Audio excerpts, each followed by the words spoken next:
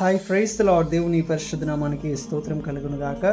ఈరోజు దేవుని వాగ్దానము యెహెజ్కేలు గ్రంథము 20వ అధ్యాయము 11వ వచనమును చూద్దామా.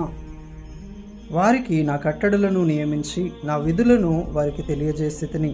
ఎవడైనను వాటిని అనుసరించి నడిచిన ఎడల వాటిని బట్టి బ్రతుకును. ఆమేన్. హల్లెలూయా.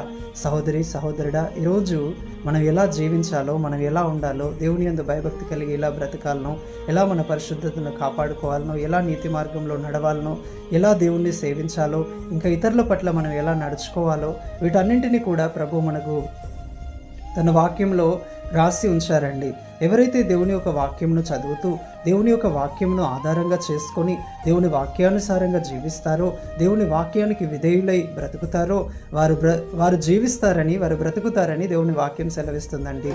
ఎందుకంటే దేవుని వాక్యము జీవము గలది, అది మనల్ని జీవింపజేసేది. ప్రభు అయిన క్రీస్తు కూడా అంటాడు కదా, మనుష్యుడు రొట్టె వలన కాదు కానీ దేవుని యొద్ద నుండి వచ్చే ప్రతి మాట వలన జీవిస్తాడని. అవునండి, అలసిపోయిన వారికి, నిరాశలో ఉన్న వారికి, నిస్పృహలో ఉన్న వారికి, కృంగిపోయిన వారికి దేవుని యొక్క వాక్యము ఆదరణగా ఉంటుంది. దేవుని యొక్క వాక్కు ఊరటగాను, ధైర్యాన్ని, బలాన్ని ఇచ్చేదిగా ఉంటుంది. కాబట్టి మనుషులు ఆహారమును బట్టి కాక దేవుని యొక్క ఆజ్ఞలను, ఆయన విధులను అనుసరించి నడుచుకోవడం ద్వారా, ఆయన వాక్యానుసారంగా బ్రతకడం ద్వారా ఇహమందును పరమందును వర్ధిల్లుతారు, దీవించబడతారు, ఆశీర్వదించబడతారు, పోషించబడతారు, కాపాడబడతారు. కాబట్టి దేనిని ఆధారంగా చేసుకొనక దేవుని వాక్యాన్ని ఆధారంగా చేసుకొని జీవించండి.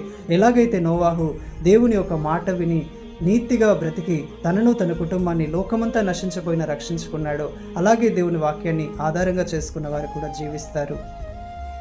తన యందు భయభక్తులు కలిగి జీవించి, తన న్యాయ విధులను గైకొని, తన మార్గములో నడిచి, దేవుని యొక్క మేళ్లను, ఆశీర్వాదాలను పొంది జీవించే ఒక కృపను దేవుడు మనందరికీ దయచేయునుగాక. Amen. Praise the Lord. God bless you all.